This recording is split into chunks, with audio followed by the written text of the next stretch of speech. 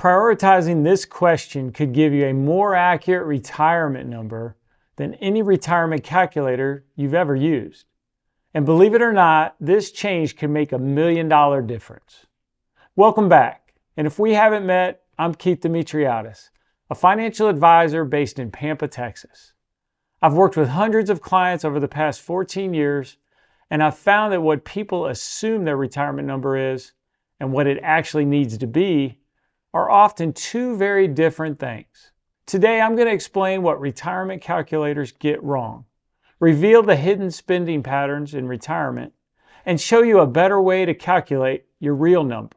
And before we get started, I've got a free guide called Designing the Retirement You Want, linked in the description. It'll help you think through the very things we're talking about today. Be sure to grab it. Okay, let's jump in. When you think about retirement, what's the first thing that pops into your head? In my experience, most people jump straight to how much money do I need? Now, don't get me wrong, that's not a bad question. It's actually a great question, and it's one you need to answer. But that's kind of like asking, how much gas do I need before I start my trip? There's another question you should ask first, and most people skip right over it. What will I actually spend when I'm not working? Think about it. How do most people come up with their retirement number? They go to an online calculator, plug in their income, let's say $180,000. The calculator assumes they'll need about 75% of that income in retirement for 25 years. Voila! It spits out a target number of $3.375 million as your savings target. Is that accurate? Maybe, but not necessarily. See, this approach has a fundamental flaw. Your discretionary spending in retirement doesn't follow the same patterns as when you're working. Your spending categories, they change. For example, right now, you probably have a bunch of living expenses tied to your job. Grab your bank statements from the last few months. I know, we all love paperwork, but think of it like a treasure hunt. You're looking for any cost that would disappear when you're not working. Commuting costs, work clothes, going out for lunch, professional dues, conference fees, maybe even that country club membership you only joined for business networking. Add it all up. Not a small number, is it? But these aren't long-term fixed costs. They disappear when you retire. Once you get rid of those costs, you have what's called an adjusted living expense number. Write it down, because this is your new baseline. All right, so you removed one category, and that feels pretty good. But now the other shoe's going to drop, because you need to add another category. New expenses. New expenses are the biggest unknown in retirement planning, but not for the reason you might think. It's not that retirement necessarily costs more, it's that it costs differently. I find that most people never think about what they actually want to do with 2,000 plus hours of free time every year. One of two things tend to happen. Some of my clients recognize that they're perfectly happy with simpler pleasures, like reading, gardening, spending time with family, and so on. As a result, their discretionary spending will actually go down. Others use retirement to pursue things they didn't have time for during their working years, like travel, hobbies, activities, and their spending, you guessed it, it's going to go up.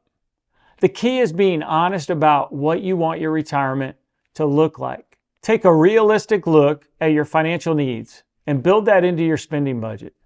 But don't stop there, because your spending isn't going to stay flat for all 30 plus years of your retirement.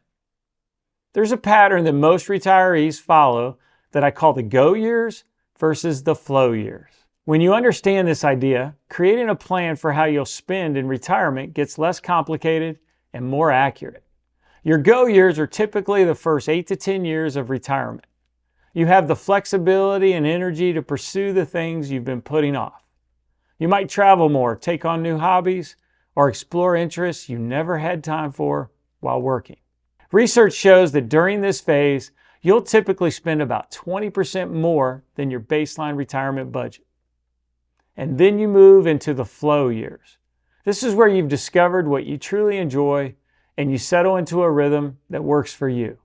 You might focus more on family, local activities, or hobbies and interests you've already developed. During this phase, spending naturally drops to about 20% below your baseline. So here's what that tells you. The amount you budget for new discretionary expenses completely changes your retirement target. Remember that calculator example from the beginning, where someone earning $180,000 annually would need $3.375 million to retire? Let's walk through the impact discretionary spending might have in this same scenario. Someone earning $180,000 annually typically spends about $108,000 per year after taxes and savings. That's $9,000 per month. Let's knock out $2,000 in work-related expenses right off the top. You're getting rid of costs like commuting and parking fees, professional wardrobe, dry cleaning costs, business memberships, and event charges. All that stuff adds up, so $2,000 is a totally reasonable assumption. Boom, they're gone. So now you have an adjusted cost of living of $7,000 per month. Give me a thumbs up if you're with me so far, and hit that subscribe button while you're at it. Now here's where your choices matter. For a conservative retirement, we'll add back $1,500 per month for activities like modest travel and hobbies. That creates a new $8,500 per month baseline. Remember the go years and the flow years. During the 10-year go period, you'll spend 20% more, that's $10,200 per month, totaling $1.22 million. During the 20-year flow period, spending drops 20% below baseline to $6,800 per month, totaling $1.63 million. Conservative total, $2.86 million is your target. For an elevated retirement, we had $4,500 per month for extensive travel, expensive hobbies, and things like frequent dining out. That means you'll have $11,500 per month baseline. Go years become $13,800 per month for a $1.66 million total. Flow years are $9,200 per month for $2.21 million total. The total target for an elevated total is $3.86 million. Which retirement style sounds more like you? Conservative or elevated? Let me know in the comments. Now, how do these numbers hold up against that calculator number of $3.375 million? Well, it's in the neighborhood.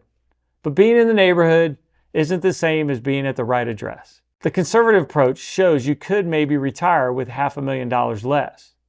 The elevated approach shows you might need $500,000 more. If you go with the calculator's number and need less, you may end up working longer than you actually need to hit that target. If you need a larger budget to fund your desired lifestyle, you may find yourself short in the end. Now, is this calculation method perfect? No. Just like the number you get from a retirement calculator. It's a starting point. But the difference is that it reflects real life spending patterns that are much more accurate than a single calculation that assumes flat spending across a 25-year retirement. The bottom line, your retirement plan should reflect how you actually want to live, not what some calculator assumes you'll need. That's why it's critical to ask, what will I actually spend when I'm not working? Thanks for joining me today. If this video helped you think differently about retirement planning, give it a thumbs up, subscribe to the channel, and share it with a friend who could benefit from this advice.